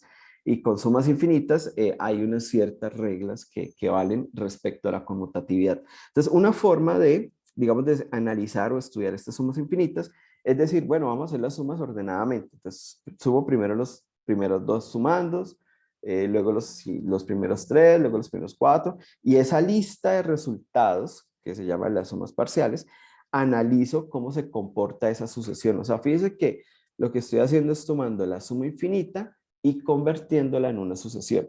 Y ya con las sucesiones, que es una lista de números, pues ya digamos lo que hemos venido analizando desde hace la última clase o tal vez las últimas dos. Bueno, entonces esas sumas infinitas, su nombre formal en matemáticas es series, ¿sí? Pero aquí no me gusta darle ese nombre porque entonces luego, no sé, ustedes dicen, ah, no, sí, el profesor nos está enseñando series. ¿Cómo ya están viendo series desde el primer semestre? Entonces, pero bueno, es simplemente un nombre, ¿no? Entonces, pensemos en sumas infinitas. Entonces, una suma es infinita, perdón, una suma infinita es convergente si solamente si la sucesión, aquí está la clave, vamos a convertir sumas en sucesiones, si la sucesión de sumas parciales es una sucesión convergente. Entonces vamos a hacer algunos ejemplos. Y este ejemplo a mí me gusta mucho. Vamos a hacer esta suma. Entonces la suma es 9 sobre 10 más 9 sobre 10 al cuadrado. Fíjense que esto es 9 sobre 100, ¿no? Luego le sumo 9 sobre 10 al cubo, o sea, esto es 9 sobre 1000. Y luego le sumo 9 sobre 10 a la 4, o sea, que sería 9 sobre 10.000. Y así sucesivamente. Y recuerden que siempre hay que poner como si se puede, ¿no? Una forma algebraica de un término general para que no haya ambigüedad en cuáles son los sumandos infinitos que siguen. Entonces, todos son de esta forma, ¿sí? Es un 9 sobre 10 a una potencia, ¿sí? O una cantidad de ceros. Entonces, esta suma, claro, pues es una suma infinita, vamos a ver cuánto nos da. Entonces vamos a hacer la sucesión de sumas parciales. Esta es la clave. Entonces el primer elemento de la sucesión, pues es el primer sumando, eso da 0,9. El segundo término de la sucesión es sumar los dos primeros. Entonces cuando yo sumo 9 sobre 10 más 9 sobre 100, eso da 0,99.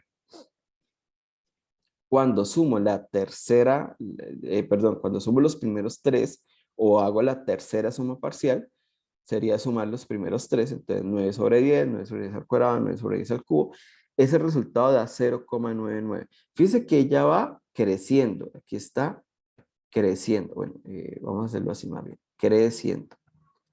Claro, porque 0,9 es más chiquito que 0,99. Y 0,99 es más chiquito que 0,999. Y la cuarta suma, pues ahí es muy fácil observar que aquí hay un 9, aquí hay 2, aquí hay 3. Entonces, bueno, si uno hace las operaciones, dan 4 nueves. Si hago la quinta suma, pues la quinta suma será, el resultado pues será un 0 y 5 nueves. Y si hago la enésima suma parcial, pues a 0 con n nueves. Entonces, claro, fíjense que ninguna calculadora le va a escribir no sé, 1.000 trillones de nueves. Entonces, no, porque seguramente la pantalla ni siquiera le va a caber ahí esa cantidad de nueves. Pero la teoría nos dice, bueno, aquí hay tantos nueves como tantos sumandos, ¿sí? Entonces, la primera pregunta es, ¿será que esta sucesión converge? Pues eso nunca va a dar más grande que 2. O sea, este 2 actúa como una cota superior. ¿Y por qué sé que nunca da más grande que 2? Pues porque siempre es 0, y 9. O sea, ninguna de esas sumas, son todas sumas finitas, ninguna es más grande que 2. O sea, que 2 es una cota superior. Ahora, la pregunta es, eso ya me dice que la sucesión converge, porque recuerden nuestro primer teorema. Esta es una herramienta en matemáticas supremamente importante. Toda sucesión monótona y acotada converge. Ahí está la clave de muchas de las cosas que ustedes van a ver en los cursos de cálculo. La clave está aquí. Si es monótono, o sea, siempre va hacia la derecha, siempre va hacia la izquierda. De pronto con algunas partes manteniéndose sin moverse, pero siempre hacia la derecha, siempre hacia la izquierda. Y hay algo que las acota, ¿cierto? Automáticamente hace que converge. Entonces, esa es la misma idea que vamos a aplicar acá. Entonces, aquí tengo 0,9, 0,999, 0,99, bueno, dice, nunca me va a dar 2,35, no, ¿de dónde va a salir el 2? Siempre 0, y algo. Entonces, 2 es una cota superior, entonces eso ya me dice que converge. ¿Hacia dónde converge? Ah, pues converge hacia el supremo. Entonces vamos a buscar el supremo. Entonces, por aquí en alguna parte está el elemento supremo de la sucesión. De la sucesión. Y ese es el límite. Este es el límite de la sucesión. O sea, ese es el valor de la suma infinita. ¿Sí? Entonces, la pregunta es, ¿y cuánto da eso? Entonces, una respuesta muy natural es decir, bueno, aquí está el número 0,9 periódico, que ya sabemos que es 0,9 infinitos 9. ¿Sí? Entonces aquí infinitos 9. O sea, sin que se acabe.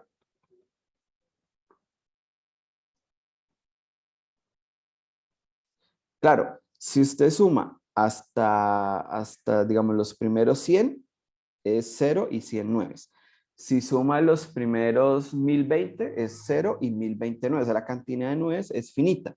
Mientras que este es el que tiene infinitos nueves. Entonces, claro, uno puede decir, cada vez se acerca más a este, pues sí, porque pues cada vez hay más nueves y pues ahí está. La pregunta sería, ¿qué pasa si yo me corro un poquito a la izquierda? ¿Sí? Te recuerden, vamos a tratar de ver las propiedades del supremo, ¿no? Entonces, vamos a ver que efectivamente converge. Entonces, si yo me corro hacia la izquierda, entonces a la izquierda va a ser un número 0,99999, una cantidad de nueves, no sé, K nueves, no sé, alguna cierta cantidad de nueves. Y luego tienen que venir números más pequeños, no sé, digamos el 8 y luego el 7 y luego el 3, no sé. Entonces, aquí el siguiente número ya no es 9. ¿Sí? Si yo me corro hacia la izquierda, aquí está el número que tiene infinitos 9. Me corro un poquito hacia la izquierda, pues ese número va a empezar por 9, a lo mejor le sigue otro 9, a lo mejor le sigue otro 9, le siguen muchos 9, pero ya llega un momento que ya no pueden seguir 9, porque si siguen todos los 9 infinitos es este, pero yo me estoy corriendo hacia la izquierda, o sea, tengo que correrme hacia la izquierda, o sea, es un número más pequeño. Entonces, supongamos que aquí hay 1009. Entonces, claro, adentro acá, aquí adentro, se me va a colar el número 0,9999, el que tiene K más 1 nueves. O sea, si este de acá tenía 100 nueves y luego seguían otros números, pues a la derecha de él está el que tiene 101 nueves, o sea, que en vez de aquí de un 8 tiene un 9. Entonces, ese es más grande y ese va a estar acá. Y a partir de ahí van a estar todos los otros elementos de las sumas, o sea, todas las otras sumas parciales. O sea, que efectivamente este número es el límite, este es el valor, vamos a escribirlo con anexo. Este de aquí es el límite, este es el límite de las sumas parciales.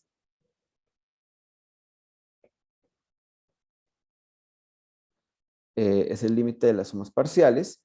Y entonces lo que podemos escribir es, bueno, esta suma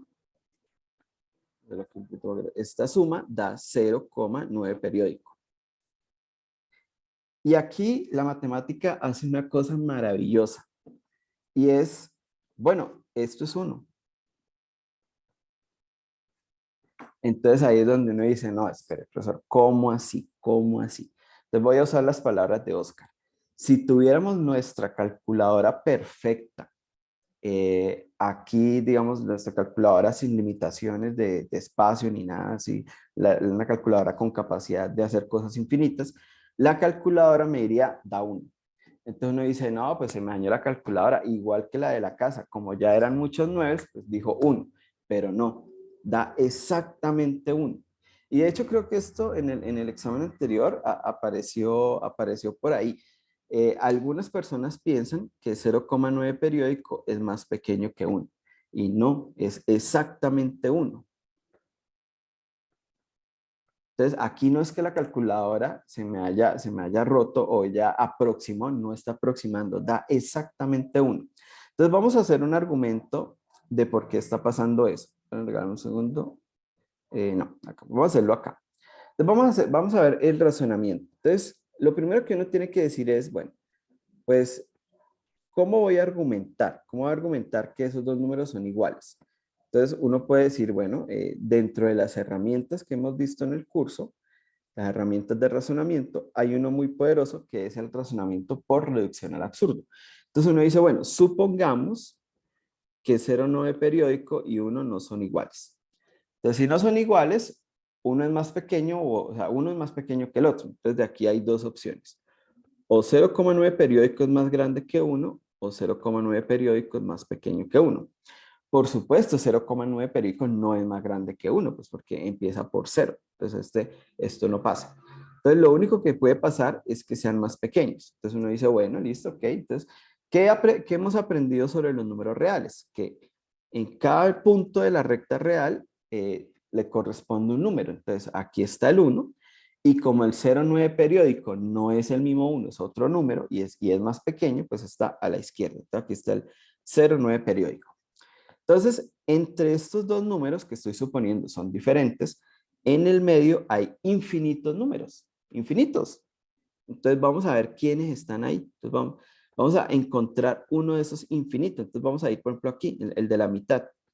Entonces, el de la mitad, ahí hay un número, necesariamente, porque eso es lo que me dice, cuando hablamos de la densidad, por ejemplo, de los números racionales y de los números irracionales, nosotros vimos que entre cualesquiera dos números A y B hay infinitos, tanto racionales como irracionales. Entonces, de esos infinitos vamos a encontrar uno, solamente vamos a encontrar uno. Entonces, listo, entonces ese número que estamos intentando encontrar, pues tiene que empezar por 0, porque digamos aquí está el 1, entonces no va a empezar por 1, ni por 2, tiene que empezar por 0, entonces 0, listo. Entonces vamos a ver qué número hay después de la coma. Entonces después de la coma tiene que venir un 9, porque si fuera un 8, el 0,8 está por acá, está atrás de este número. Entonces el 0, el primer número que hay después de la coma tiene que ser un 9. ¿Sí? Hasta ahí vamos todos de acuerdo. O sea, ¿Sí, profe? si aquí hay un número, su escritura empieza por 0, claro, hay más números, pero pues vamos a ver quiénes son los otros números. Entonces, el siguiente número también tiene que ser un 9, porque si yo tuviera 0,95, pues ese también está por aquí a la izquierda, porque este es 0,9. Vamos a cambiar aquí, que es que hace esta escritura es engañosa. Vamos a poner aquí 0,999, infinito, 9, y le siguen infinitos 9. Entonces, claro, el que tiene un 9 y le sigue, por ejemplo, un 5, ese número está a la izquierda. Entonces, el segundo dígito también es un 9. El tercer dígito, pues también será un 9, porque no hay más formas, ¿sí? O sea, si fuera un 4, pues estaría como aquí en la tercera posición hay un 9, entonces el que tiene un 4, pues es más chiquito, está a la izquierda. Y este que estamos buscando está justamente a la derecha de este y a la izquierda de este. Entonces, bueno, el tercer dígito es un 9. Y así sucesivamente el cuarto, el quinto, el sexto. Entonces, todos los dígitos son 9. Y si todos los dígitos son 9, es este número. Entonces, no suponía que él estaba aquí en la mitad. Entonces, no puede estar en la mitad, es este. Entonces, aquí en el medio no puede haber nadie. Entonces, esa es una forma de argumentar. Es una forma de argumentar de por qué esos dos números son iguales. Porque entonces lo que estoy diciendo es, bueno, esto que está acá tampoco puede pasar. Entonces, suponer esto y llegar a una falsedad da una contradicción, lo que quiere decir que esta suposición es falsa y por tanto 0,9 periódico igual a 1 es verdadero. ¿Sí? Entonces, recuerden un poco todo lo que vimos sobre los argumentos lógicos. Bueno, Oscar en el chat dio otra justificación que a mí también me gusta. Vamos a hacer esto acá un poco más pequeño. Vamos a chequear la, la argumentación de Oscar. Entonces, la argumentación de Oscar es la siguiente. 1 dividido entre 3 es 0,3333 periódico. Por tanto, 1 pues va a ser igual a 0,3333 periódico multiplicado por 3.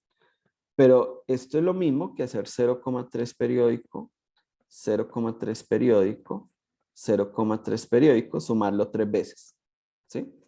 Y en el colegio no le enseñan pues que uno hace una alineación de las comas y empieza a sumar, ¿no? Entonces 3 más 3 más 3, pues da 9. y luego sumamos 3 más 3 más 3, pues da otro 9. Y así sucesivamente, pues con los infinitos 3 que hay, yo voy sumando así en columnitas y me da 9, 9, 9, 9. Aquí hay una coma y 0 más 0 más 0 da 0, 9. O sea que esto da 0,99 periódico. Y ahí quedaron iguales. Ahí quedó que son iguales. Entonces, muy buena argumentación de Oscar. Hay otro que me gusta y es usemos álgebra. Entonces vamos a llamar 0,9 periódico, lo vamos a llamar X. ¿Listo? Entonces ese número se va a llamar X. Cuando yo multiplico por 10, entonces a uno nos enseñan en el colegio que cuando uno multiplica por 10, entonces la coma se corre una posición. Entonces corremos la coma y el resultado pues va a ser, obviamente, 99999 periódico. Entonces ahora vamos a hacer una resta. Vamos a restar estas dos ecuaciones. Entonces vamos a restar. Aquí vamos a restar y el resultado, pues, ¿cuánto nos va a dar? Entonces 10x menos x, pues da 9x. Y aquí a 9 le quito 0, pues da 9. Y a 9 le quito 9, pues da 0. Y a 9 le quito 0, da 9. Y a 9 le quito 9, da 0. Y así sucesivamente. Entonces aquí da 0. O sea que de acá llegamos a que 9x es igual a 9. Si despejamos x, pues me queda 9 sobre 9. O sea que x es 1. Pero un momento. X no era 0,9999999. Entonces, sí, 0,9999 era X, por tanto 0,9 periódico es 1. Entonces, otra argumentación. Entonces, fíjense que tenemos tres argumentaciones, todas equivalentes. Acá, por ejemplo, usando la densidad de los números reales. Entre estos dos números tienen que haber infinitos números, pero no hay, todos son este. Aquí usando aritmética, entonces aritmética de primaria, y aquí usando álgebra de octavo grado. O sea que digamos que ya espero que no quepa la menor duda de que el 0,9 periódico es 1.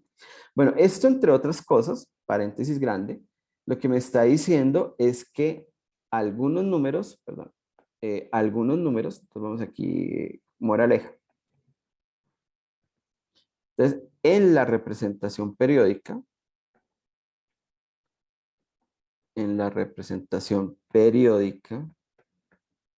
decimal de los números reales, algunos números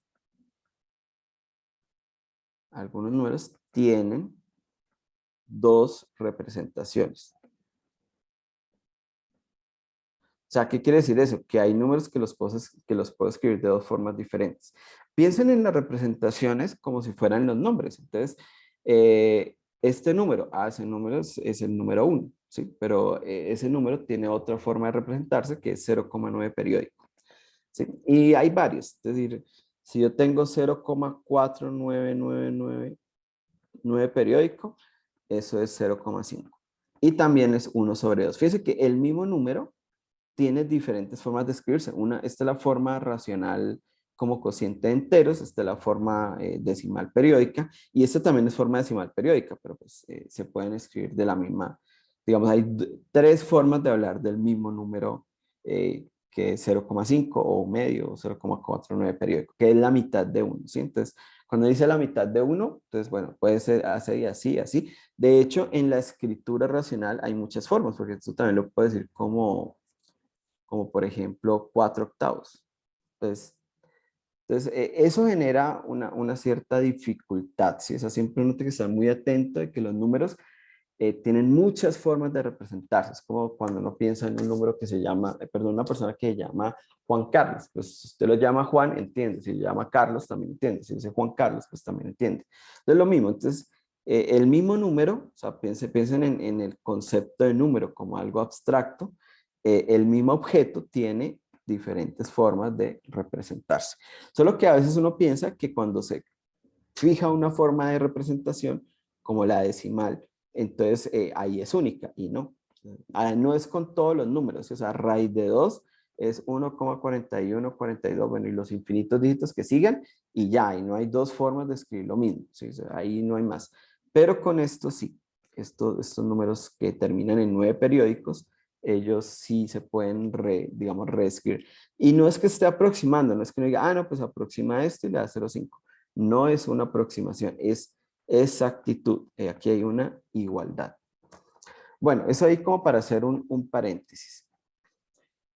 Bueno, entonces vamos a hablar un poquito de lo que nos estaba comentando, creo que fue Giancarlo, bueno, ahorita no recuerdo quién fue el que nos dio la idea geométrica. Ah, bueno, creo que Giancarlo tiene la mano arriba, adelante Giancarlo, antes de continuar. Sí, profe, una pregunta, y es que, por ejemplo, si yo tengo 1.1 periódico, eso pues no tiene 9 periódicos, pero no podría ser igual que uno, porque usando su misma lógica, ¿no? No, usando la misma lógica te voy a mostrar que no, porque aquí está 1 y aquí está 1.1 periódico, dijiste 1 periódico, ¿cierto? Sí, sí, sí. Bueno, aquí en el medio, por ejemplo, está el 1,05. ¿O no? Sí, y con el cero, o sea, si yo tengo, Entonces, por ejemplo, bueno, no sería, bueno, no sería, bueno, 1,0 periódico, sí. Entonces, 1,00000. Sí, ese sí. ok, listo, gracias. Sí, sí, ahí sí, no, claro, porque si fueran diferentes intentaría meter a alguien en el medio y no tengo cómo. Bueno, eh, sí, muy bien.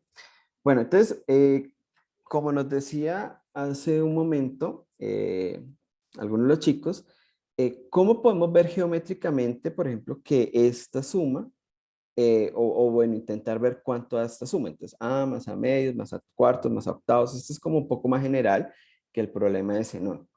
Entonces, fíjense que vamos a pensar en A como si fuera una pizza. Bueno, espero que todos ya hayan desayunado, que no les va a generar ningún problema esta analogía. Entonces, supongamos que hace una pizza, ¿sí? Entonces, cuando yo tengo esta A, digo, bueno, listo, nos comimos una pizza. Entonces, esta pizza es A, entonces nos comimos una pizza. Entonces, nos comimos la pizza. Pero después llega alguien y dice, bueno, ahora me voy a comer media pizza. Entonces, sí, aquí teníamos otra pizza y entonces ese alguien vino y se comió media pizza. ¿Sí? Entonces, ahí vamos en una pizza más, luego llegó otra persona y se comió media pizza.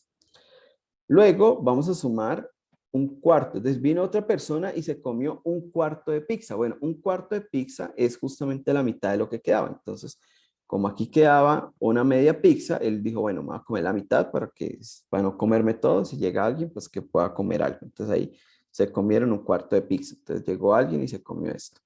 Entonces, ¿qué nos queda de la pizza? Nos queda un cuarto de pizza. Entonces luego llegó alguien y dijo, bueno, pues me voy a comer la mitad de lo que hay. Entonces llegó otro amigo y se comió un octavo de pizza, que sería esto que está acá. Y luego vino otro amigo y dijo, hay un pedacito de pizza, entonces me voy a comer la mitad como para que le quede a alguien más. Entonces luego se comió un 16 de pizza. Luego llegó otro amigo y se comió la mitad de lo que quedaba y entonces se comió un 32 de pizza. Bueno, pues obviamente cada vez el que llega le toca más poquito porque pues por quien lo manda a llegar tarde. Y ese proceso sigue infinitamente. Entonces, como siempre queda pizza, pues nunca me voy a gastar más de 2 pizzas. O sea, digamos, las sumas parciales están acotadas por 2. O sea, 2 termina siendo una cota, bueno, 2 pizzas. Una cota superior. ¿Sí? Porque pues llega alguien y ¿qué ve? Pues un pedacito de pizza. Parte por la mitad, se come la mitad y queda pizza. Entonces, siempre que llegue alguien, no va a tener que decir, no es que se acabó la pizza, voy a que ir a traer otra. No, siempre queda un pedazo y alguien viene, se come el pedazo, la mitad del pedazo, y de lo que queda, entonces se come la mitad. Y si llega alguien más, pues parte por la mitad y se come la mitad y deja la otra mitad. Entonces siempre queda sobrando un pedacito de pizza, entonces nunca me voy a gastar más de 2 pizzas. Entonces eso quiere decir que esa suma está acotada, es menor o igual a 2 pizzas. Pero obviamente cada vez es menos, menos, menos, menos, menos, acá estoy más cerca de 2A. Entonces, de hecho, la conclusión es que esa suma da exactamente 2 pizzas. O sea, no nos vamos a comer más, no nos vamos a comer menos. Exactamente, después de un proceso infinito, Aquí es donde hay que tener cuidado con el infinito. El infinito no quiere decir que efectivamente me comí las 2 pizzas. El infinito lo que quiere decir es que cada vez que llega alguien es más poquito lo que le toca y cada vez está más cerca de acabarse la segunda pizza. Eh, entonces, matemáticamente decimos, bueno, la suma infinita da exactamente las 2 pizzas, porque no es algo que se va a gastar más, tampoco es menos, porque siempre va quedando un pedacito cada vez más y más pequeño. O sea, el remanente de pizza está tendiendo a cero. Entonces, esta suma infinita es exactamente 2A. Esta suma infinita es exactamente 2A. Claro, si yo solamente sumo A medios más A cuartos más, hasta, bueno, A a la 2n más. Entonces aquí esa suma da solamente una pizza, ¿sí? Porque, digamos, la primera A era la primera pizza entera que me estaba comiendo y ya luego venían las otras. Entonces, esta suma de aquí solamente da A. Si arranca en A más, pues da 2 veces A. Y cuando A vale 1, entonces ya digamos que A no es una pizza. Ahora vamos a suponer que A es 1 hora. Entonces lo que está diciendo es que 1 hora sobre 2 más 1 hora sobre 4 más 1 hora sobre 8 más, y así sucesivamente, da 1 hora, que era lo que estaba en la paradoja de Zenón. ¿Sí? Entonces, ahí está la justificación de por qué esto da exactamente 1 hora. ¿Sí? Entonces, Zenón se paró de su cama, caminó 1 hora y efectivamente llegó a los árboles de olivos. Bueno, pero entonces no quiero que se queden con la idea de que cada vez que uno suma, eso va a dar una cantidad finita. Fijémonos en esta suma. 1/2 más 2/3 más 3/4 más 4/5 más 5/6 más 6/7. Estoy sumando cada vez n sobre n más 1. ¿Sí? Estos son la cantidad que estoy sumando. Entonces, claro, esto da 0,5, luego ese 0,5 le sumo 0,66 y así sucesivamente. Esta suma crece sin cotas. O sea, esto debería dar infinito. ¿Y por qué? Entonces, ojo, ¿por qué? Fíjense que estos cocientes, estos números que yo voy sumando, cada vez son más cercanos a 1, ¿sí? Por la misma razón. Si esto es 50 millones sobre 50 millones 1, pues cuando los números son muy grandes, ese 1 de diferencia no marca mucha diferencia. Esa división es casi 1. Entonces, a medida que yo voy sumando y los números son muy grandes, es casi como si yo sumara 1 más 1 más 1 más 1 y ya vimos que ese ahorro de 1 peso cada día, pues nos lleva a ser tan millonarios, tan ricos como queramos. Entonces, esta suma efectivamente da infinita. Entonces, ahí tenemos que hay sumas infinitas que son finitas, como estas que estamos viendo acá, y sumas infinitas que vuelven a dar infinito. Lo complicado aquí es cuando uno va sumando cada vez cosas más pequeñas. Entonces, voy a finalizar con este ejemplo. Si yo hago 1, perdón, acá, 1 más 1/2, más 1/3, más 1/4, más 1/5, más 1/6, y así sucesivamente, la pregunta es si esto converge o diverge. Recuerden que cuando crece sin cotas o no hay convergencia, se dice que diverge.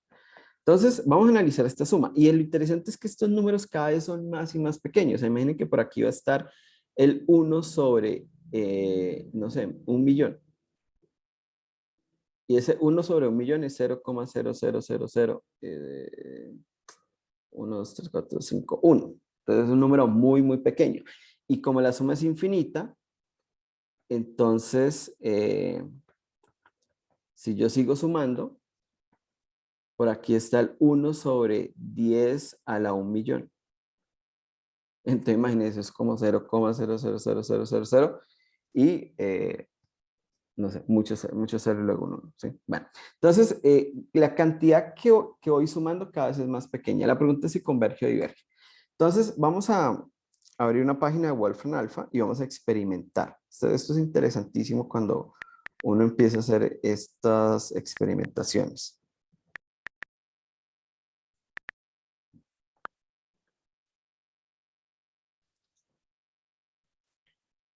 Entonces, vean, vamos a decirle que haga una suma, ¿cierto?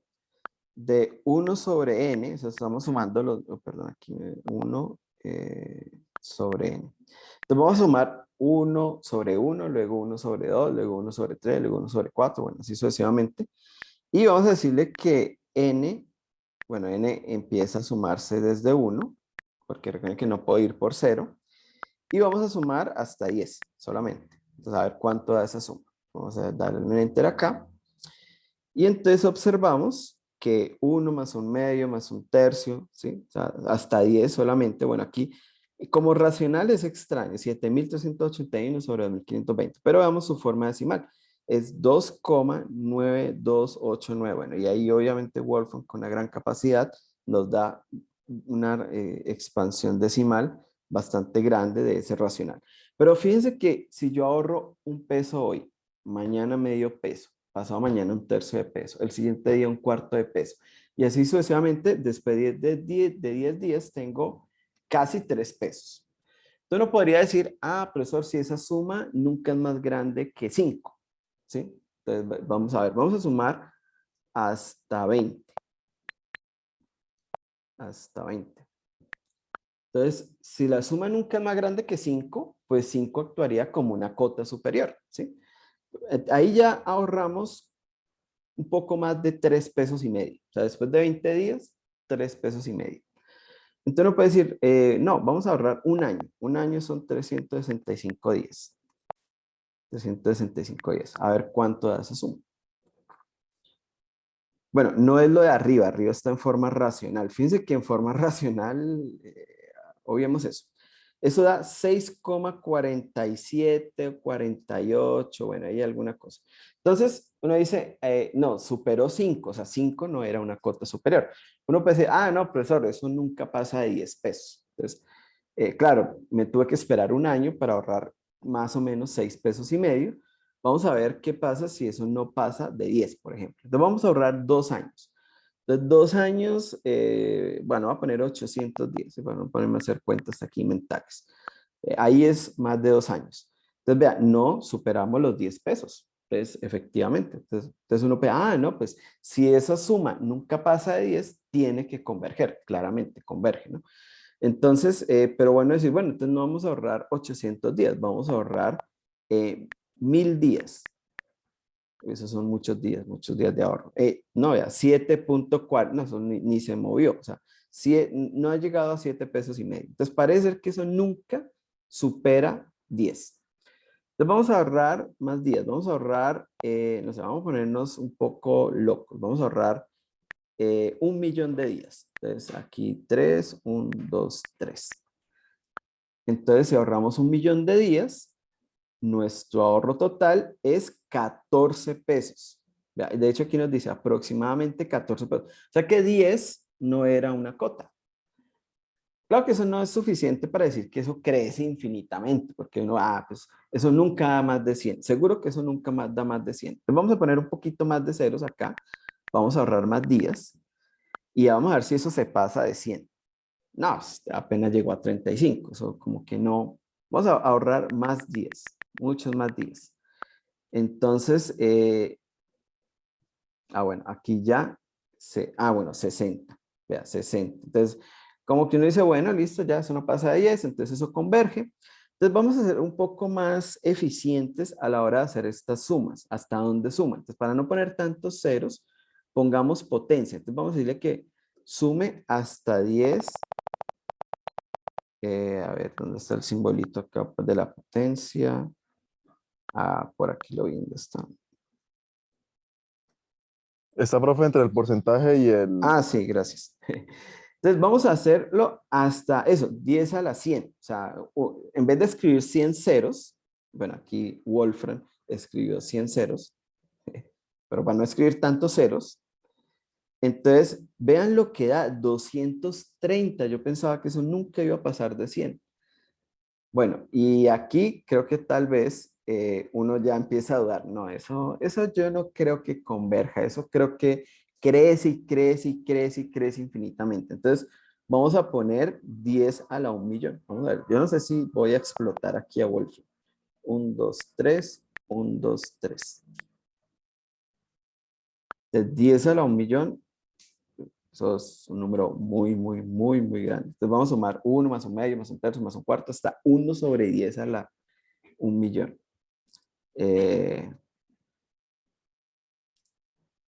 Wow, esto es interesante. Ojo, él está usando notación científica. Aquí dice que es 2,3 por 10 a la 6. O sea que eso es aproximadamente 2 millones, 2.300.000. Entonces, vean, muy fácil, muchachos. Ustedes, supongan si ustedes dicen, no, ahora que vamos a volver a la presencialidad, eso coger el transporte público es un horror, necesito ahorrar para comprarme una moto. Entonces, muy fácil, muchachos. Ahorren hoy un peso. Entonces le dice, papá, regálame un peso que necesito hacer un ahorro. Y seguramente le va a regalar un peso, ¿sí? Entonces, es más, al almuerzo papá le dice, no, sabe que le regalo 100 pesos. Entonces, al otro usted le dice, no, papá, regáleme 50 centavos. Pero, mijo, es que ya no hay, ya no existe la moneda de 50 centavos. Es más, le va a regalar otra vez 100 pesos. Entonces, bueno, y así, al siguiente día usted no va a ahorrar medio peso, sino un tercio de peso, así. Después de que pasen 10 a la 1.000.000 de 10, usted con seguridad ya va a tener para comprarse una moto. ¿Sí? Muy simple. ¿Sí? Es más, si usted quiere comprarse un BMW, pues ahorra un poquito más de 10 y va a llegar hasta tener la cantidad. O sea, esta suma, bueno, y Wolfram, que ama Wolfram, que sabe un poquito de matemática, vamos a decirle que sume hasta infinito. A ver más o menos el que nos dice. Entonces, vea, él lo que dice es diverge a infinito, es decir, esa suma crece sin cota. Es decir, si usted se pone a ahorrar hoy un día, luego medio peso, luego un tercio de peso, usted va a poder ahorrar tanta cantidad de dinero como quiera. ¿Dónde está la trampa? Pues la trampa está en que necesita muchos días para ahorrar y a lo mejor pues no le alcanza la vida, a lo mejor toca traspasarle esos ahorros a los hijos, luego a los nietos, luego a los bisnietos, luego a los tataranietos, luego a los tataranietos, para que llegue a una cantidad considerable de dinero. Pero bueno, esas son, digamos, las peculiaridades de la matemática, interesantísimo. Voy sumando cada vez cantidades más pequeñas y esas sumas crecen. Muy diferente a lo que pasó con la paradoja de Zenón, porque también sumábamos números pequeños, pero la suma nos daba 1 hora, o cuando estamos sumando y nos dan 2 pizzas. Entonces, bueno. Entonces, vamos a anotar eso. Esto diverge. Entonces, vamos aquí a borrar porque antes esto efectivamente diverge. Y lo que quiere decir es que las sumas, bueno, y vamos a hacerlo como pone Wolfram, diverge a infinito. Entonces, ¿cuál es, digamos, como la moraleja y la conclusión? Tenemos dos tipos de infinitos. Una cosa son los procesos infinitos. Aquí tengo infinitas sumas. Cuando Zenón va a ir al árbol de olivo, tiene que hacer un proceso infinito. Es decir, primero tiene que ir a la mitad y luego a la mitad de la mitad y luego a la mitad de la mitad de la mitad de la mitad. El proceso es infinito. Sí, eso no lo niega nadie. Es un tipo de infinito. Pero el otro tipo de infinito es ya el resultado del proceso infinito. Y el resultado de un proceso infinito no obliga a hacerlo infinito. Entonces, tenemos por un lado el infinito proceso, que de hecho esto es un infinito, digamos, natural, en el sentido de que viene con la cantidad de números naturales. Doy un paso, luego otro paso, otro paso, otro paso, otro paso. Ahí estoy contando con los números naturales. Pero por otro lado está el infinito del proceso acumulado. ¿Sí? Entonces, por ejemplo, la acumulación de tiempos, ¿sí? Infinitos, no necesariamente hay infinitos, ¿sí? Entonces aquí es donde, por eso esa cara como de Zenón, esa cara como de, oh, ¿qué está pasando? Pues es por eso, es porque tenemos dos tipos de infinito y es muy común confundirse. Entonces, una cosa es el proceso infinito y otra cosa es el resultado final. El resultado final bien podría ser infinito, no es este caso, es el caso de, digamos, del ahorro que tenemos acá, pero no siempre, es decir, un tipo infinito no implica automáticamente el otro tipo infinito. Entonces, este infinito dice, esas sumas crecen y crecen y crecen y nadie las detiene. Entonces, sí, es que yo lo que quiero es, no sé, tener mucho dinero. Entonces, pues sí, no pasa nada, simplemente ahorre una cantidad suficiente de días. Entonces, crecimiento sin cota es un tipo de infinito, es una representación del infinito, por eso decimos que esto diverge infinito. Y el otro infinito está representado en el proceso, ¿sí? Entonces es un proceso de infinitas sumas, pero un infinito no implica el otro, ¿sí? Entonces uno es el que llamamos infinito potencial y el otro es el infinito actual. Y les dejo de tarea leer en internet, en Wikipedia, por ejemplo, cuál es cuál y cuáles son las diferencias entre el uno y el otro. Entonces, muchachos, creo que había prometido bastante esta charla del infinito, porque siempre que genera mucha curiosidad, que genera mucha intriga. Por supuesto que hay muchas cosas más para hablar de infinito, creo que podría ser casi que medio curso hablando solo de infinito, pero pues tampoco tenemos tanto tiempo, tampoco nuestro tiempo es infinito para hablar tanto del infinito. Entonces, creo que lo vamos a parar aquí. Cuando estemos hablando de funciones, tal vez vuelva y toque un poco el tema del infinito, pero digamos que esto es como algunas ideas que ustedes van a ir madurando poco a poco y en cursos más avanzados las van a formalizar mucho mejor. Pero pues sí hay que tener una noción mucho más clara y no caer en esas paradojas tan fácilmente. Entonces, muchachos, pues creo que eso ha sido todo por hoy. Entonces, voy a parar la grabación y los minutos que nos queden, pues podemos charlar un poquito más sobre lo que viene en el desarrollo del curso. Entonces, muchas gracias por la madrugada, muchas gracias a todos por la atención. Vamos a detener la grabación en 3, 2, 1.